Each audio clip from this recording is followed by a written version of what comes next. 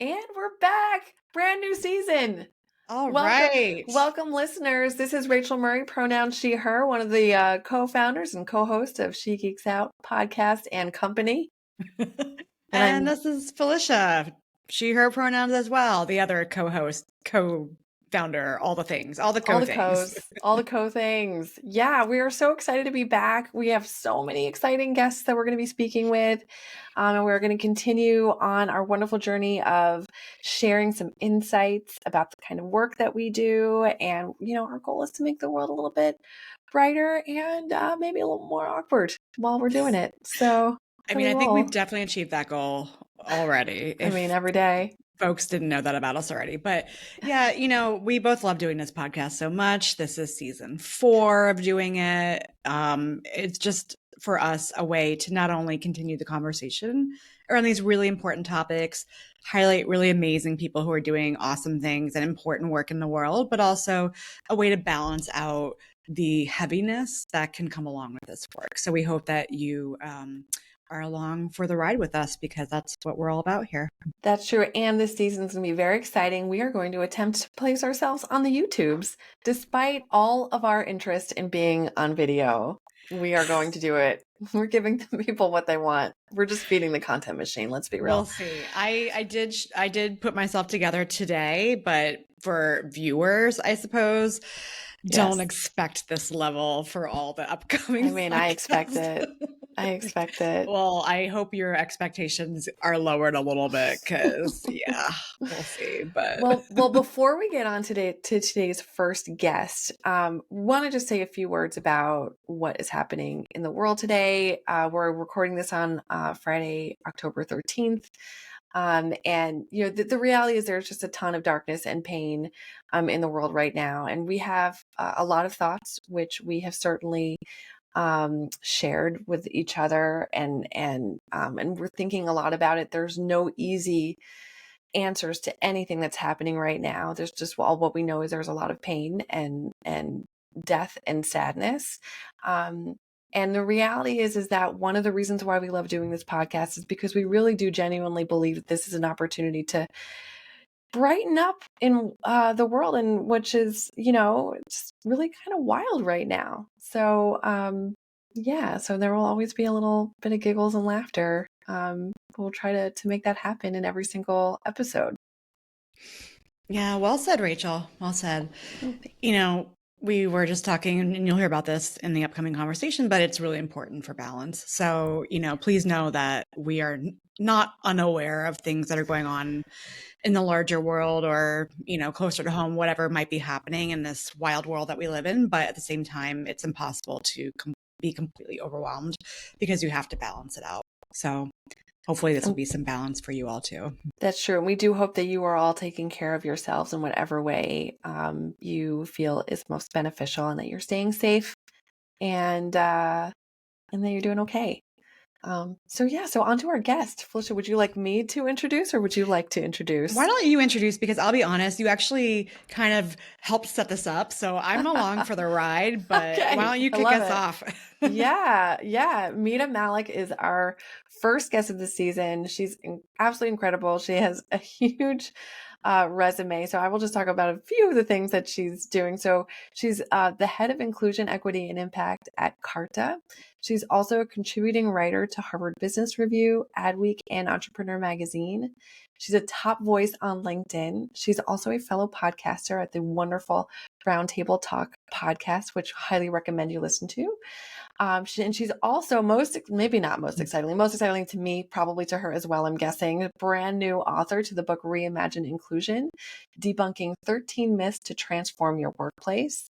She is an incredibly busy woman, and we had some great conversation about how inclusion is critical for the workplace and what that looks like in practical terms. So you'll get some real practical tips on what inclusion really looks like when it comes to making the workplace better and more inclusive. Yeah, so listen on. Mita, hello. Hi. I'm so excited to be here. Hello. We're excited to have you here in our virtual space. Yes. Well, welcome to our pod, our little pod home. I've been looking forward to this conversation. Same. And I just want to do this. I did this earlier. I'm going to do it again. Oh my God. I have mine too. I love it. I love it. I love it. Oh my gosh, I feel left out. Well, for anyone who's like, what is even happening right now? Both Rachel and Mita are holding up Mita's book, and I'm like, I don't have it. If you watch this on video, you'll be able to see it. But I do want to know, I'm color coordinated with the book with my I love that. jacket. Yes, you are. So. I need that jacket. 100%. Well, I know our time is limited together, so I want to honor that. So I just want to get into it and just start off by just hearing a little bit about your journey. You've done so much, you're doing so much. So if you could just give a little bit of context on, how you've gotten to where you are today, that would be fantastic. Well, it starts with my origin story. Perfect. For anyone who's a Marvel fan. I am not a Marvel fan, but I'm going to steal this. Someone mentioned this to me the other day. What is your origin story? And I thought that was a really interesting way of talking about one's journey. So I'm the proud daughter of Indian immigrant parents. My younger brother and I were born and raised in the US. And I always say I grew up in a time and a place where it was not cool to be Indian. I was the funny looking, dark skinned girl with the long, funny looking braid whose parents spoke funny English. Until that wasn't funny anymore. I was bullied a lot, both verbally and physically by peers growing up. I never really felt included in my community. And I think as I talk about in Reimagine Inclusion, my new book that's out is that we can all identify with the feeling of being excluded, whether as a child or an adult or even recently in our workplaces.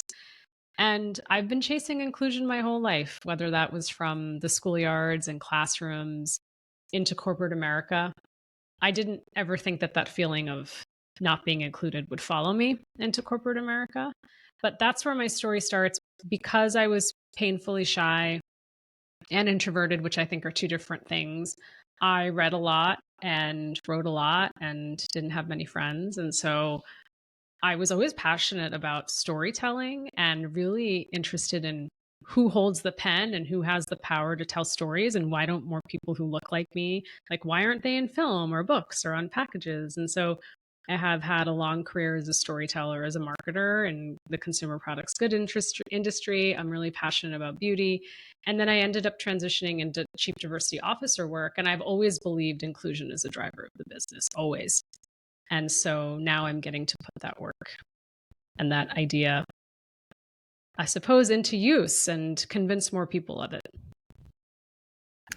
Thanks for starting us off with that origin story. And I just wanted to note, too, that I am also the daughter of not both, but one Indian immigrant. And so can definitely relate to a lot of what you just shared, for sure, in terms of that.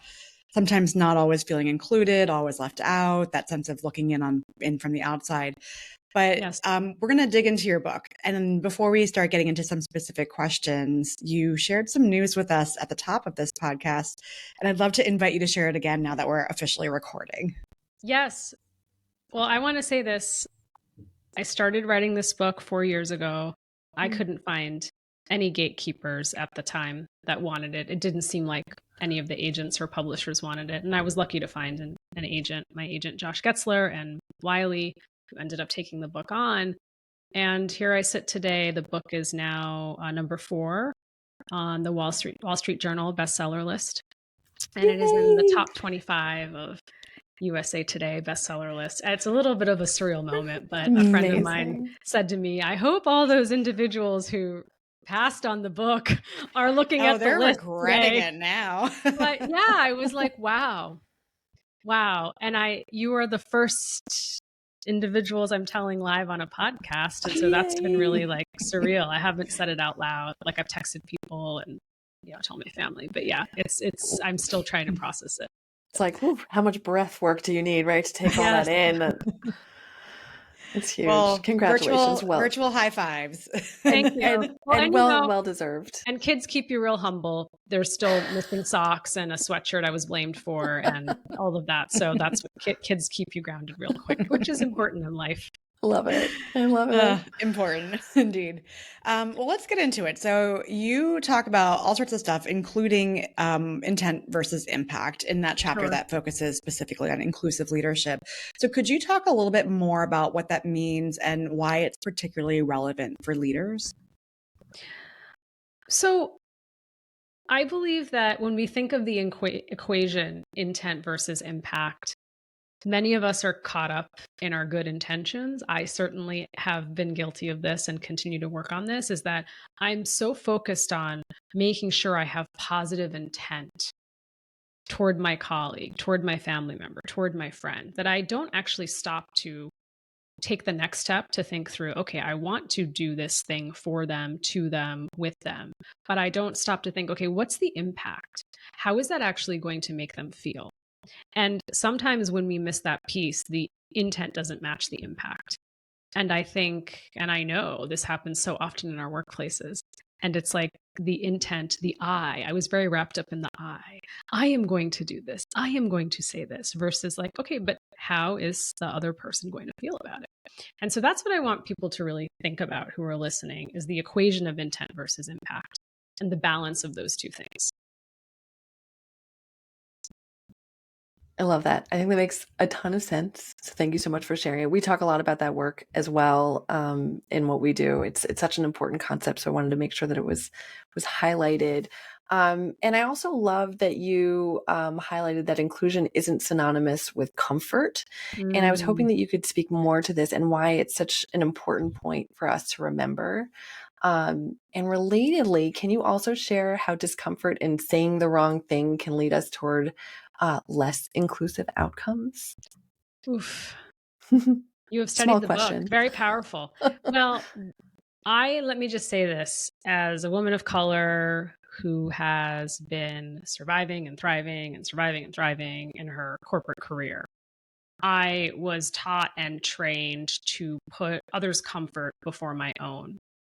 So I never really felt like I had the privilege or ability to express my discomfort, which might have been all the things that many of you who are following me and following my podcast with DC Marshall Brown Table Talk will have heard. My name is being mispronounced. I'm being mistaken for the other brown woman. I'm being asked how I got rid of my accent. How do you speak English so well? You're taking up too much space, not enough space, and not feeling like I had the accountability, responsibility, or power to say, that's not okay, and this is hurtful or harmful. And so inclusion is not synonymous with comfort, especially for those of us who are on an ally to be a journey for someone else, that you are going to hear about lived experiences that aren't your own. You're going to hear about things that make you feel incredibly uncomfortable and you don't know what to do or say, particularly as we think about, as we're recording this podcast, the war and the crisis that's unfolding and the loss of human life. And it's like, what do I say and what do I do? Because it's uncomfortable. And so if you can just think, okay, if I'm feeling uncomfortable, it's nothing compared to what the other person might be feeling in terms of loss of life, grief, pain, harm. And so we have to work through that discomfort. And that's what's really difficult. And that's why oftentimes people will not start these conversations. And I'll add this and then pause and turn it back over to both of you. And my theory on this is that the old school way of thinking about leadership, which the pandemic certainly broke, was that leaders have the answers. It's the triangle, the pyramid. I sit at the top. I'm supposed to be in control. I'm supposed to problem solve. I'm supposed to know what to do next. And so what if you come to me and you express something that's happened in the workplace where you've been hurt or harmed, and I don't know what to do because I can't problem solve it. And so I'd rather just not enter the conversation. I'd rather just, if you're watching the video, you see me push my arm away. I'd rather just push it away. Yeah. Push it away as far as possible because it's uncomfortable for me.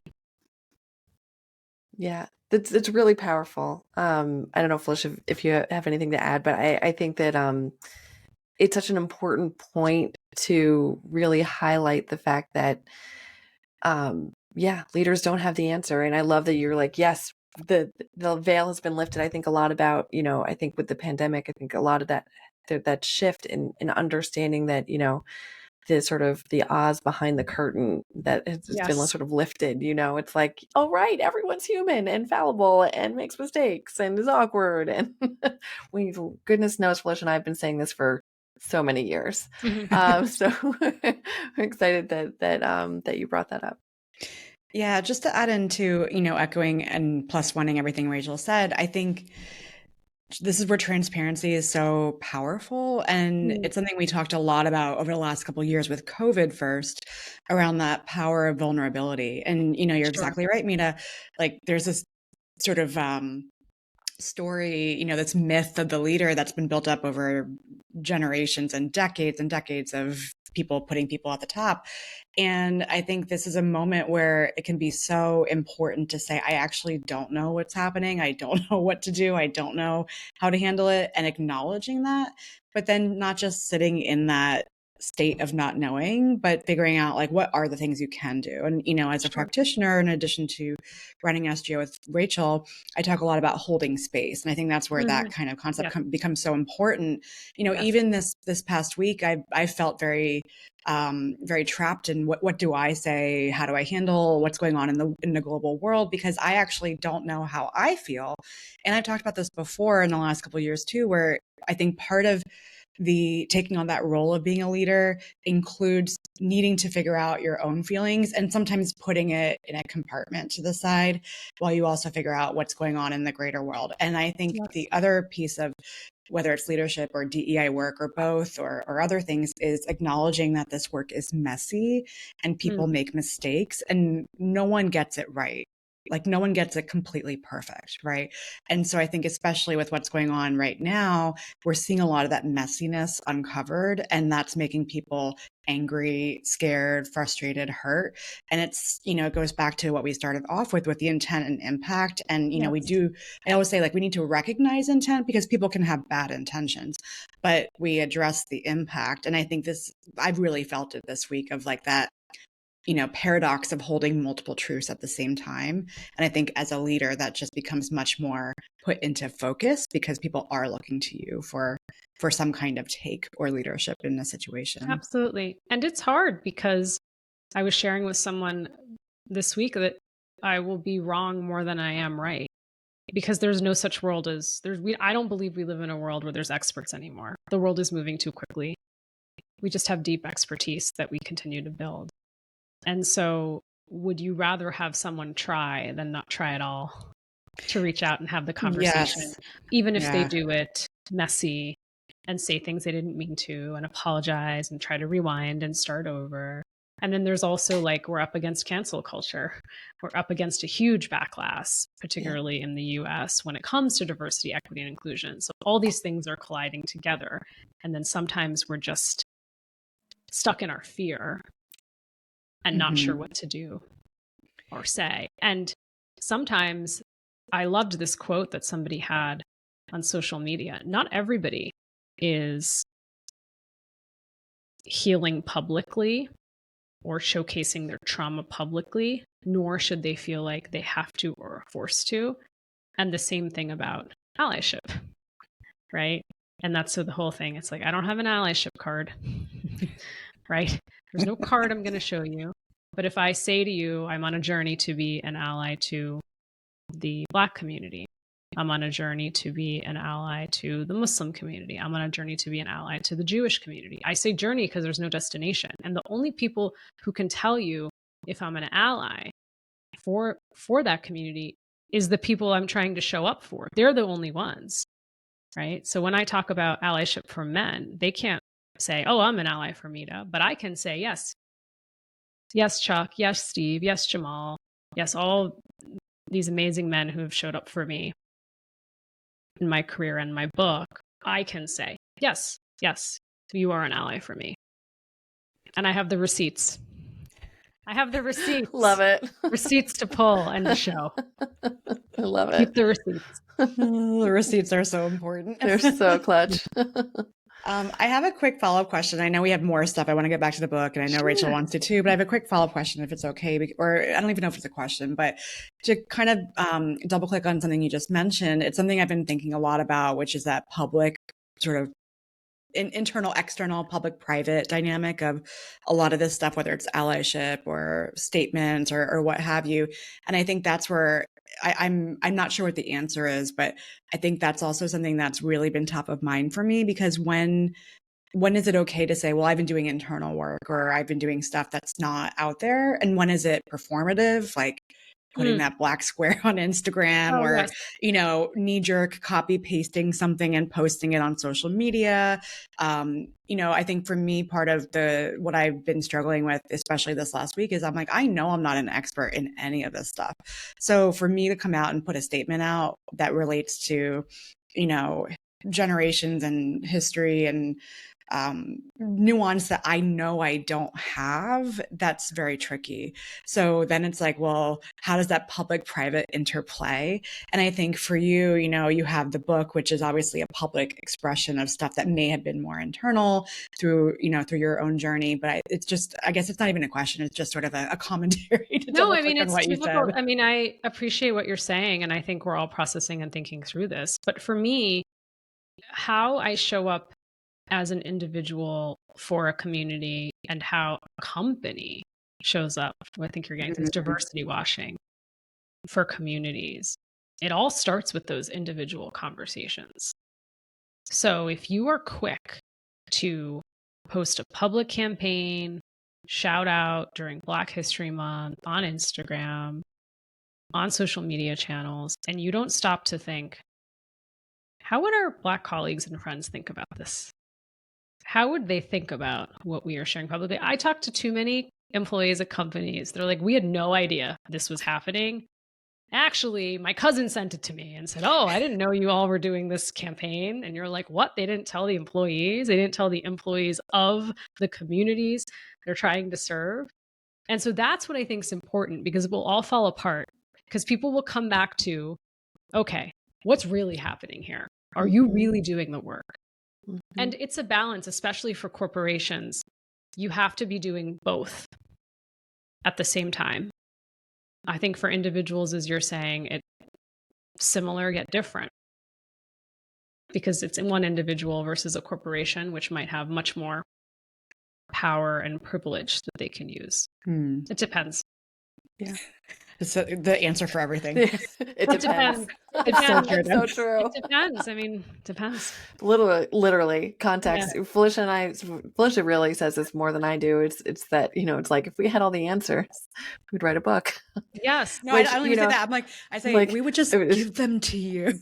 Yeah. Why would we hide them? Yeah. And there's no one single answer for every single thing. Like, that's why this work is difficult. It's emotional. It's painful. It's heartbreaking. It's uplifting. It's all of those things. Because humans are messy.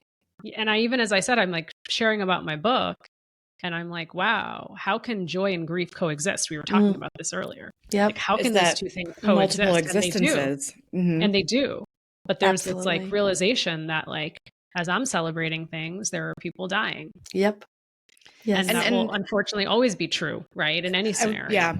I was about to say that'll always be true. And I think that's what's so hard, is holding space for all of that. And, we need the joy to counteract the grief, right? Yep. You can't sit in just one space completely. Yes. I have nothing else to add to it, because I just agree with all of this. I'm like, how do we segue back to the book? Well, I mean, I know it's hard, but and I really appreciate this conversation too, especially given what's happening in the world. It's just been really tough. There's just so much more awareness of so much pain and heartache, and Absolutely. I think you're just so right about that need for both. And it's really funny that you say that, because this is literally going to be our first episode of our newest season, and one of the things that we say in our intro, which, P.S., behind the scenes, how the sausage gets made hasn't actually been recorded yet, but it will be shortly. But it is actually about that, is that, one of the reasons why we're doing this is because we want to provide a pocket of joy in a world that is suffering so much. And so we want to have this be not just all serious and everything. Yes. We also want to, it's both and. And everyone listening, this is like group therapy right now, community healing. But what I would say is, here's what I think is interesting. I think there has always been suffering. We just didn't always know about it. Correct. And I think social media has like changed the world forever over the last 10 years. And so what is our job on our journey to be more inclusive leaders is, I want people in our workplaces to just continue to strive to show up with more empathy and kindness. Empathy and kindness. Yes. Because if you can do that for each other, because there are so many other things in the world that are happening that I am just not aware of. Yes. And I'm trying to educate myself on. And the worst feeling in the world is when someone doesn't feel seen. I think everyone can agree with that. When we go back to like, what does inclusion mean in our workplaces, and why does this tie to what's happening, crisis and human loss of life and disasters occurring around the world, and then people are also grieving and coming into work with this. And yes, inclusion is really about the fact that I work for you and I feel valued, seen, recognized. My contribution matters. My voice matters. I feel like I belong. And when I'm struggling with things, either from my community, personally, that people are there to support me and show up with empathy. And when that doesn't happen, that's when we feel we're just not seen. No one values us. We're invisible. You don't care if I work here. You don't care if I work on your team. Right. My community is facing devastation, loss, and grief, and you don't care at all.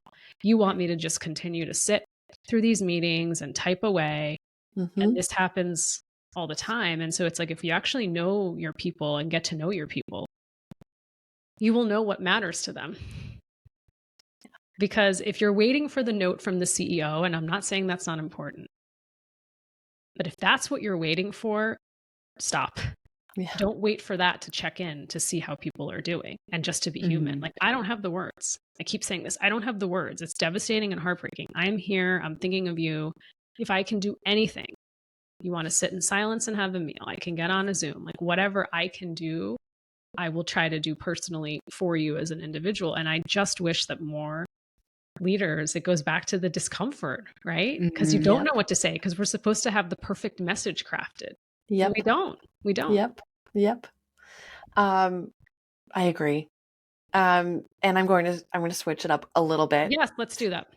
Obviously it's all related, but I wanted to hone in on the pipeline myth. Sure. And can you tell our lovely, brilliant audience what that is, and how it relates to affirmative action, especially given the Supreme Court recent ruling on affirmative action? Well, I'll start with the myth in the book, which is I'm all for diverse talent as long as they're good. I'll say that again. I'm all for diverse talent as long as they're good. I can't tell you how many times I've heard that in my career, how many times I've been called a diversity hire. I'm not a diversity hire. I earned this seat. I earned the privilege to be on your podcast. I earned it. And would we ever say I'm all for non-diverse talent as long as they're good? I always ask people to think of the opposite. Like, have you ever heard anyone say that? I'm all for non-diverse talent as long as they're good. I'm like, huh.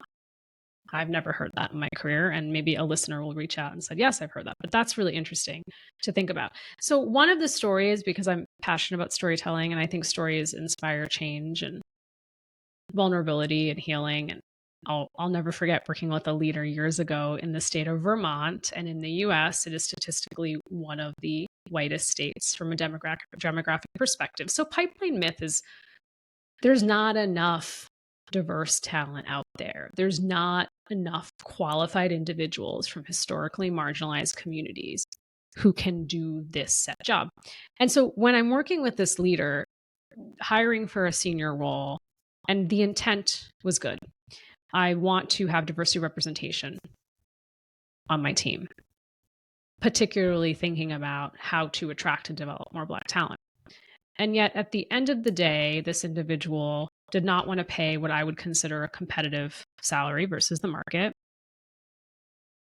did not want to consider any remote applicants, wanted to source candidates in state.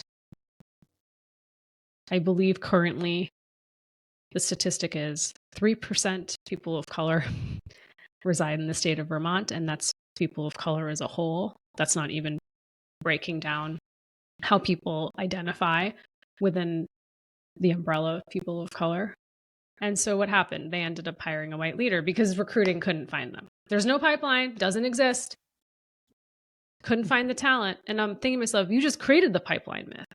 You just created all these obstacles and barriers to create the pipeline myth. And we do that so often. And it's also tied to this idea of meritocracy, which I talk about, like meritocracy. It's all about It's all merit-based, right? That's all it's about.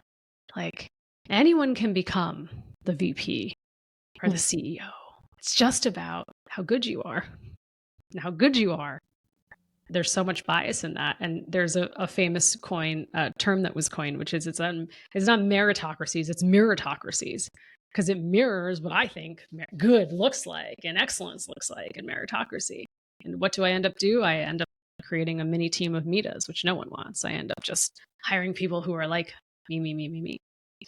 And so that is busting the pipeline myth. It's just, and I think there's actually no excuse anymore, given what happened with the global pandemic.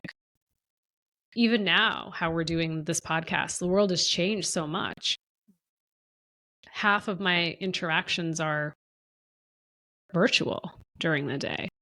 And so that's the power that you can be accessing talent from anywhere. It no longer has to be in this one geographic region, right? And so that's what I want I want leaders to think about. Despite this like incredible push toward everyone going sort of returning back to the office. The pendulum swing. Yes. Well, real estate rules, we got to make sure that the stocks for the real estate, that was commercial one of the real conspiracy estate theories I was reading, or that it's really all about the real estate and who runs real estate. Wow, hold on. I didn't know I had a tin hat. What's going to happen to the office buildings across the country that are vacant if people don't use them? What will happen? Maybe unhoused will get housed. Wild thought. Oh, there is enough money to do it. Oh, wait a minute. That's not true. Sorry. Okay, I'm going to put the tin hat away. Busting more myths there. You're busting more myths. Yes. I'm going to put the tin hat away. Putting it away. Well, I'm going to mute myself. It's real though, right? Like we used to be based in Boston and it was like, it was very difficult to think about even hiring someone remotely. We're like, they have to be here. And then, that was completely flipped on its head. And now we're a remote first company and we, have people all over the US, which is amazing. You evolve and change, and the technology evolves and changes. So it enables us to do that. Absolutely. And, it's also an interesting commentary on sort of, to your point around, people's identities and are they diverse or non-diverse, heavy quotes being used there. Yes. I always think about, I don't think this really happens in practice, but like, it theoretically in a remote forward or a remote first company, you could have somebody be working for the company and no one would ever know what they look like, right? Mm-hmm. Now, I know there's reporting and there's, especially in the US, there's things around demographics and data collection and all that. But I think it's really opened up a door in that space around, what does it mean and how do people show up? And I was just at a client earlier this week where they were meeting for the first time in person since March 2020. And, they were joking quite a bit about, they were like, oh, we've learned so much. We've learned that this person is short and this person is tall. Oh gosh. And, the things that you don't get from the Zoom window or the, whatever it is you're using to access. And the other thing you don't get is like, again, it's an interesting, sort of like in some senses, we're being more exposed to each other as individuals because you're able to see inside my house right now, where before Absolutely. You weren't able to do that. And in other senses, there's more separation from that. Yes. One of the things, as you both know, I talk about in Reimagining Inclusion, one of the myths is the future of work is inclusive now because we can all work from home. It's inclusive. It's been declared. And we all fell into this way of working. Most companies haven't figured out what it means to unlock the potential of either a remote first company, or I hope most people are still leaning into hybrid work. And one of the things I say is that I laughed when you talked about the height because I'm 5'1.5". Yes, the half's important to me. And same, first of all. Same. The half. It's very important. And I'll never forget, I don't think anyone meant this, but I went to a leadership offsite. I had been working during the pandemic and had met a lot of my colleagues, and people were so floored as to how short I was. You have such a tall Zoom personality. Oh my God. And it was funny, and then energy. It wasn't. Because imagine, one of the things that I talk about is what's so freeing personally for me to be able to work in a hybrid setting is that in this square, I own my space and I own my presence and I own the volume and I own my height. versus in person, I didn't realize you were so short.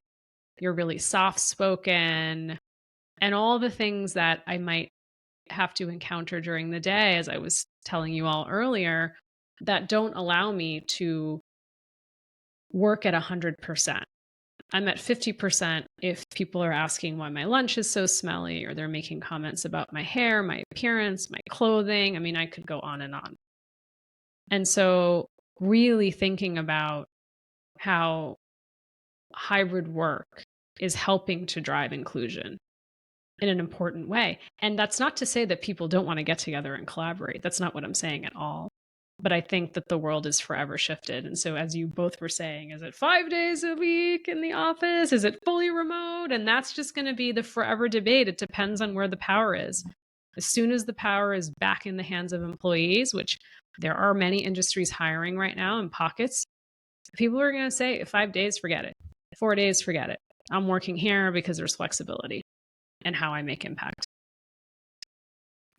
Yeah, I think I want to say it was Adam Grant who put out some research in the last couple months where he basically was talking about how for folks who are earlier stage in their career, being in the office is so critical for network development and access to mentorship and learning, and even just learning how to be in an office space and work and collaborate. And then for folks who are middle to late stage in their career, being remote is actually much more helpful and supportive for them.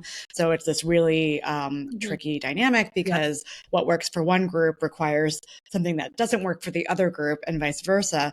And so that's, again, going back to this, like, how do we hold space for these things that are completely opposite? So I'm thinking a lot about that as well, because I personally think hybrid is the way to go. But again, we're going to mess it up and figure it out and all that stuff as we get into it. But yeah.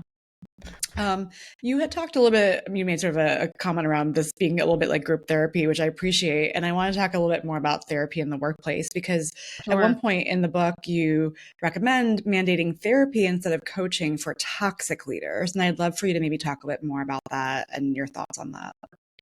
So I have witnessed too many organizations during the course of my career hold on to toxic leaders who continue to cause so much hurt and harm. I've been on the receiving end of this for many moments in my career. And it's like, what is it about Mita that makes her so indispensable that she's the only person who can run the business, and we'll hold on to her? She continues to cause hurt and harm to others. She had 5 women of color leave her team within 9 days. There's plenty of whispers in the exit interview data. If we actually look at it, there's enough smoke where there's fire. And I will see CEOs and leaders, bosses, stake their own personal reputation in the companies for some percent. And listen, we've seen all of these in the press, whether it's Harvey Weinstein or Les Moonves and Matt Lauer. You read these things afterwards. You're like, wow, like how many people knew and enabled and or pretended they didn't see and looked away. And so one of the things I talk about, and I'm not an attorney, I work with legal quite a bit, but I see executive coaching being weaponized a lot. So Mita has non-inclusive behaviors. Actually, she's causing hurt and harm, and you're just going to assign her an executive coach. And you're like, no, this person actually needs therapy, because hurt people hurt people. When people lash out at me, especially in my role as this chief diversity officer, I try to think, okay, is this really about me or is it about them? Because there's something going on that's causing them to lash out in an unexpected way. And sometimes lash out and I haven't actually done anything, right? So there's cases where like I've caused harm and the other person gets upset and causes harm back. No, it's like power dynamics where I have a toxic boss who is consistently lashing out. And so in those cases, it is not the executive coaching, right? It could be a part of it, but it is therapy. Some people need therapy to heal themselves. And sometimes you can't heal in the place that you're hurting people. I know you can't. I know for me, it's been true. I can't heal in the place I've been hurt. And sometimes it's true as well. If I've been causing so much hurt and harm in your organization, can I actually heal there? And are people ready to then receive me in a different way? Perhaps there's too much damage that's been done that I just can't heal and show up and lead there again, because I need to move on and seek redemption somewhere else and start again, but maybe not starting again in the organization where I caused toxicity. Yeah, thank you so much for sharing that. I think this is an important point, and I certainly have had my own experiences too with toxic, not just leaders but colleagues as Yes. well. And they stay on because of all of the reasons that people like to give. But I think it's almost generous to offer them more support, because I think the other option is literally just to let them go. But Absolutely. there's And it depends. We go back. It depends. Well, But it depends, and I wonder how much of it is gender based. How much more likely are we to let a woman go than a man I love go? that. Different expectations for different people, right? Yeah, And you will let the toxic boss, who's a man, stay on and on and on. But a woman who should not be a toxic leader, I'm not advocating for that either. right. But all of a sudden, the timeline is much shorter. Yeah, Like there's no opportunity, right. Right. for learning or growing and understanding what you did wrong. It's like, you've got to go. Well, because women should be perfect right out of the gate. Mm. So Oof. anyway, that's a whole other conversation that I'll put to the side, because I know I'm like, oh my gosh, we have 14 minutes. Oh. Felicia, do you want to tackle the next question? Sure. Yeah. No, I've also just been reflecting as you both have been talking about, sort of again, the dilemma of like, at what point is it too much? And to your point, Mita, about is the place where someone's committed harm, the place for them to heal from that and address it. I think there's room for that, but it's also very complicated, as we've all said. So you've also talked a bit about mentorship, sponsorship. Could you talk about the difference between mentorship and sponsorship? I feel like it's the age-old question, but it still comes up because it's still complicated. And why can sponsorship be so much more effective for inclusion? Yeah. I now boldly and unapologetically say I have been over-mentored and under-sponsored in my career. Preach. Yes. Over-mentored and under-sponsored in my career. Yes, you can come after me on social media and it's fine. Listen, what I say is mentorship has been very important to me in my career. I wouldn't be here on this podcast with you all without mentorship. I'm not discounting the value of mentorship, but mentorship and sponsorship are very different. After our conversation, we could stay in touch and we could become mentors for each other, but you're not my career sponsor. And here's why. Because typically in my journey, I have found that career sponsors are 2 levels above you. They have big P&L, budget, big team, political capital, social capital in the organization. And here's the key thing. They are in the room when the doors are closed and decisions are being made about your career. And yes, that's happening. I was so naive when I entered corporate America. I was like, what? This happens? They have like an all-day talent review and there's a slide about me and they're talking about me? Oh my God, same. Yes. And so the question is, do you know who's sitting at that table? Because sometimes it's not your boss, it's your boss's boss. And let me tell you, your boss should be a sponsor of your career. And guess what? I've had a lot of great bosses and a lot of not so great bosses. That's not always the case. So my other big piece of advice is don't tie your fortunes to the one boss. You can't do that. Don't tie your fortunes to that one boss, no matter how much you love them. And not to say that they're not going to help you, but that can't be the only person you depend upon. And so creating a sponsorship relationship is not like being at a Taylor Swift concert where you're exchanging friendship bracelets. I don't go up to someone, I'm like, will you be my sponsor? No. Here's how it works. You might be in a large organization. If I'm working with you as a chief diversity officer, I've done this in my past where I'm actually piloting and doing the art and science of matching sponsors and rising stars. But people are always like, how do I find a sponsor? This is how you find a sponsor. And here's an example I have. When I was a senior marketing manager, and I include this example in Reimagining Inclusion, my boss had said, hey, look at the media investments that we've made in this division over the last year. Like, how do we do? Let's get some analysis and put a deck together. And I thought to myself, because my amazing Indian immigrant parents gave me so many gifts. But one of the gifts my dad would always tell me, Dad, rest in peace, like, keep your head down, work hard, stay out of trouble, and you'll be recognized. And that is actually the opposite of what happens in corporate America. So I would do all this analysis and I'd be like this, looking down. I wouldn't ever be looking up and around. And so that was one of the moments where I actually found someone in finance. And I talk about this. It's like, who else would be interested in your work other than you and your boss?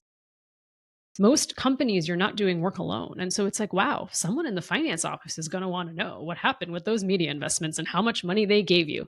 And so that's an example of like, hey, maybe you meet with the CFO or the director of finance, depending on the size of your company. You don't meet with them for coffee to say, tell me about your career. You meet with them to say, I'm putting together a postmortem on last year and recommendations of how we could invest better next year in media. Love 15 minutes, 20 minutes with you. You go with work. Now, let's say it's Rachel. Rachel is going to be like, oh, this is really interesting.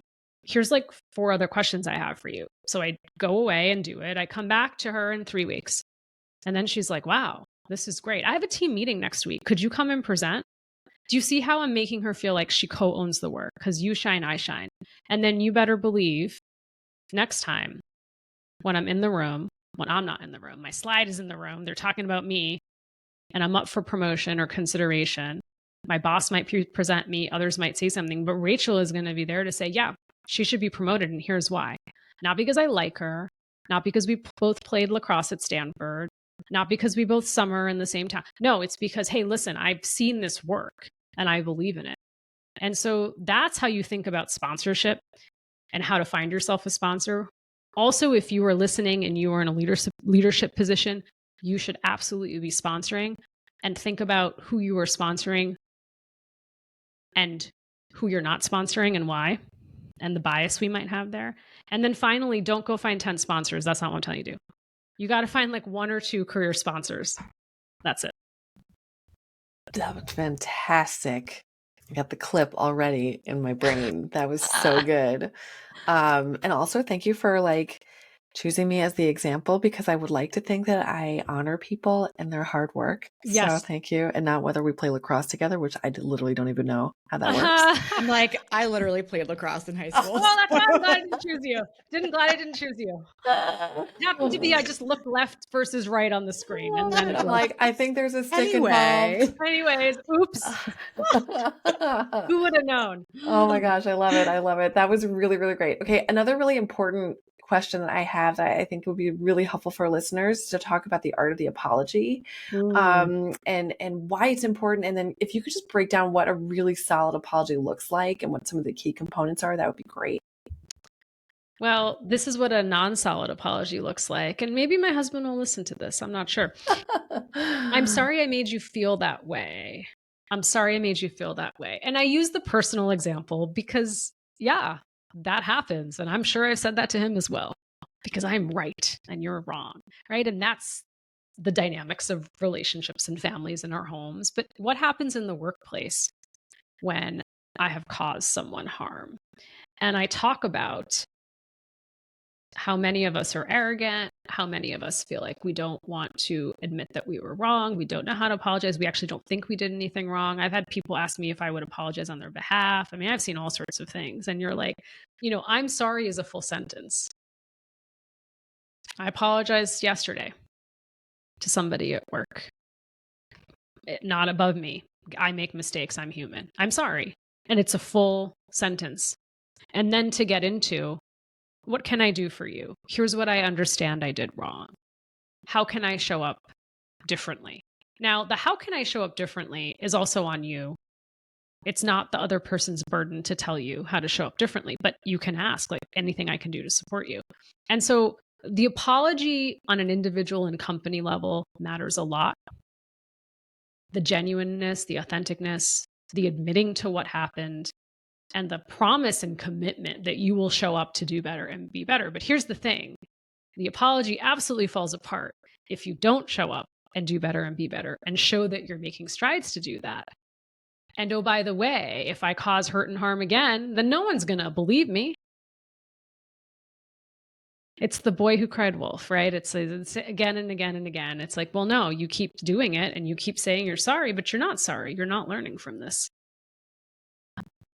Wonderful. I think it's so hard for people to say just those 2 words. And I appreciate it is a full sentence, because it is. And it is, and I see this in my work all the time. It's so difficult. And I experience this personally as well, to just say, I'm sorry, because we immediately default back to that, but I'm right. Right. And so, I think it's it takes time and practice for Yes. sure. But yeah, thanks for breaking out those elements of it, because I think it's a skill that all of us need to lean into more, because, we say this all the time at SGO, like this work, like we're human beings, and to be human is to mess up and make a mistake. So if we know that's going to happen, we have to figure out how do we address the other side of that mistake. Absolutely. So. Absolutely. Whew, we are coming up to the close of our time with you. I have one more question for you. I know it's a big one, so feel free to take as much or as little of it as you want to answer. But I'd love to just maybe start to wrap by asking you your thoughts on the current state of DEI. So you're really, you're in this work. We're seeing so many trends on our end all over the place, budgets being cut, people getting laid off, people are still committing to this work. So what are your thoughts on kind of where the state of the union is, the industry? Is it back to that lip service? Is it dependent? Does it depend?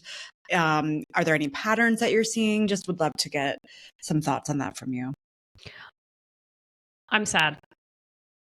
I'm really sad to see what's been happening over the last few years. So I'll start with that. But I'm optimistic, and I'm a half glass full person. I want the world of work to be different for my children. So I'm going to continue to do the work. There's so many things that are colliding at once, particularly if you look at the statistics. In the US alone, over 40% of individuals identify as non-white. That will change. And so you think about the talent you're attracting and bringing in to organizations, and what inclusion and belonging, as we talked about, looks like for individuals from many different communities and however they're identifying. Procter & Gamble tells us over $5 trillion of spending power with the multicultural consumer. That doesn't include individuals with disabilities, veterans, the LGBTQ plus community. So all these things are colliding at once. And then the power is shifting, right? And so all of that is, shutting people down. Here's what I say. Leaders will often say, this is just too political. I don't want to talk about this. This is woke, anti-woke, political, apolitical. Use all these words and buzzwords. And I say to them and to anyone listening, well, isn't it through the lens of privilege that I can say something's political? Isn't it through the lens of privilege? And so what do I mean by that? Black Lives Matter, Islamophobia, anti-Semitism, anti-LGBTQ legislation, anti-Asian hate crime. I can go on and on and on about all the hurt and harm that communities are facing today. So isn't it easy for me to just deem it as that versus going back to inclusion and humanity to say, this is about the loss of life and these are human rights issues and people are fearing for their lives and fearing for the lives of the loved ones, and there's hurt and harm that's being repeatedly caused. So that's sort of the setting and how I'm feeling. And the role will evolve of the chief diversity officer. One of my hypotheses is it was never set up for success to begin with. And so there wasn't enough budget, wasn't enough resources. You hire someone to come in and fix it with a magic wand. I'm not here to fix anything. I'm here to be a catalyst for change. The infrastructure isn't there. And as soon as you start to see people taking not just workforce, because who you're retaining and who you're attracting is important, but also are your people processes inclusive, right? Like the way in which you bring in talent, evaluate talent, are those processes inclusive? How are your products and services showing up in the marketplace? Who are you ignoring and why? Supplier diversity. I've worked for many Fortune 10 companies, you write the same checks to the same people. And then we started at the beginning, values. You can say you believe in something, but how are you going to stand up in those moments that matter? And so as soon as you can see really people understanding that a chief diversity officer needs a seat at the table for all of those things, and inclusion is a driver of the business, that's when it's less likely that people will just, take it off the budget, not doing that this year, put her on the list. Yes. I see you both holding your breath. I know. Yeah. I'm there's so much more to get into and we don't have the time. We'll have to I know. Part two, please. Would love that. Yep. And literally when you started out with woof, that's just something that Felicia and I basically say on almost a daily basis. So yes. And thank you for still being an optimist in this space as well. I think it's really, it's critical. to find those silver linings as well. But I know we have like 30 seconds basically, so I want to make sure that everyone knows where we'll of course put it in the show notes, but where people can find you, about your podcast and the book. Tell us all the things. Sure. Reimagine Inclusion, Debunking 13 Myths to Transform Your Workplace, now a Wall Street Journal and USA Today bestseller. You can find it on Amazon, retailers, or independent bookstore. Please take a read and give it to someone else who needs help and support on their journey to be a more inclusive leader. You can find me on LinkedIn and my podcast with DC Marshall, Roundtable Talk, wherever you listen to your podcast. Thank you both so much for having me. I'm really excited and delighted. Thank you for chatting with us. And yes, we'll definitely have to have more conversations. Thank you. Oof, all right. We will definitely have to do a part 2 with Mita because we just didn't even scratch the surface with that conversation. But what a deep discussion around not just practical tips, but as she put it, group therapy, unpacking the complication of this work. So it was really great to hear from her and talk with her. +1. So we got some other stuff coming up that we want to let you know about, especially for those of you who are listening to this in a timely fashion. So we have an upcoming webinar on identity and intersectionality in the workplace that will be on November 16th. That is not only our last event of the year, it is going to be delivered by myself. So if you can't get enough of me, sign up for that and check it out. So I'll be talking all about those topics, and we're planning tons and tons and tons of exciting events, opportunities, different things that we're trying to think about for next year and how we can continue to support and engage this work in 2024. So stay tuned for that. But this is the first podcast of the season. So you're going to be able to hear from so many more amazing people. So also stay tuned for upcoming podcast episodes. Anything else on your end, Rachel? I think that's it. I just want to thank everyone for listening. And as usual, please don't forget to rate, share, and subscribe. It really does make a huge difference in the reach of this podcast and by extension, this work. So now please visit us also on YouTube, Instagram, LinkedIn, sign up for our newsletter, visit us on shegeeksout.com. And then that's a great way to stay up to date on all things SGO. And thank you so much. All righty. Bye. Bye.